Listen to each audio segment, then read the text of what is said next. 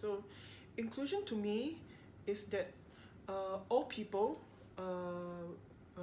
whether they have different ways in working, in communicating, in understanding, in behaving, and in just living, are completely included and accepted in society, instead of being seen as broken or terrible people just because of their differences.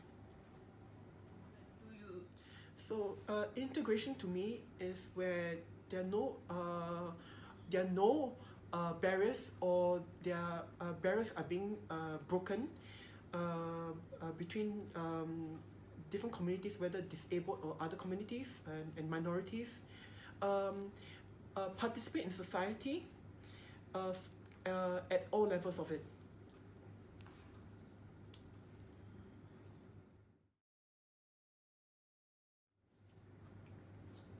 There is a lot of talk about inclusion these days. To me, as a disabled person, inclusion is, well, perhaps a slightly more shallow concept, in that it is just the introduction to what we need to do.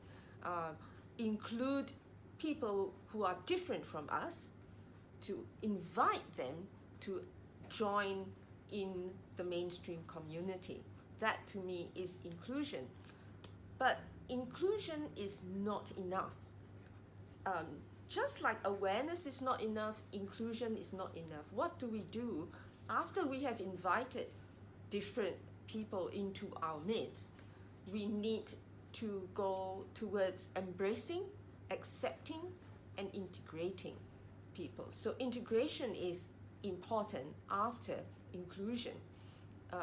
Integration to me is about acceptance, about exchanging different ways of being, and learning from one another, about becoming more cosmopolitan in our approach and our mindsets towards people with different disabilities and different cultural aspects to their existences. So integration is actually a much stronger and a deeper action that society needs.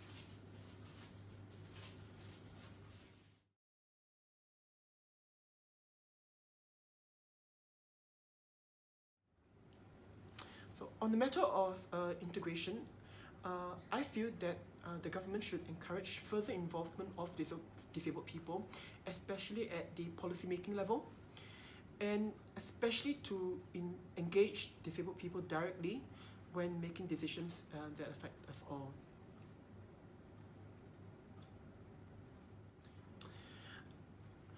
I am a full believer in advocating alongside the deaf community as an ally and a friend of the community. I learned sign language from a deaf person, and for those who are interested to learn sign language, I give the same advice as well. As we learn spoken languages from native speakers, because they are the experts in the language they speak, we should also learn sign language from native signers of the sign language. I also think that the autistic community and the deaf community should collaborate together more, meet each other more, and learn from the challenges each other's face, because I see that we can be very strong allies to one another, especially we share the same challenges related to communication, especially being forced to adopt solutions and strategies which may not be, which actually may not work for the individual. And so on this note, I think that we really share a lot of the same challenges, a lot of common ground in this area, and I think when we join together and learn more and really spread the message as one group, we will be stronger together.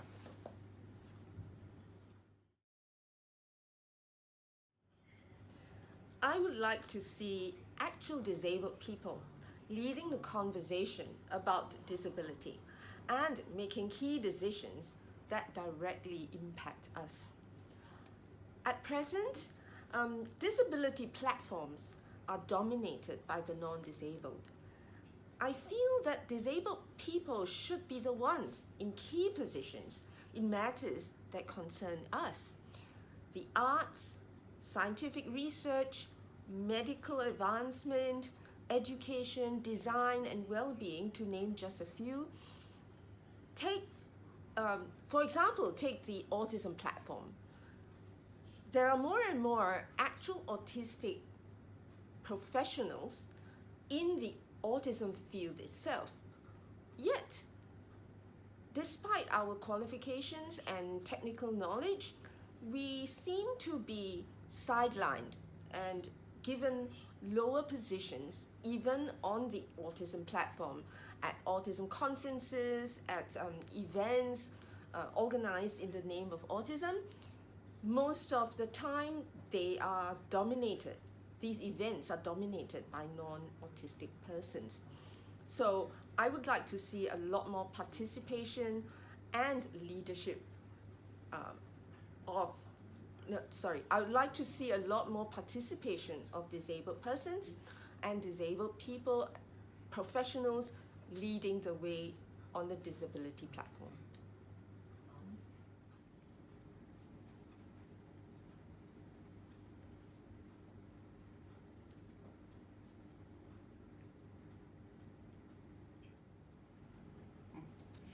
Happy International Day of People with Disabilities.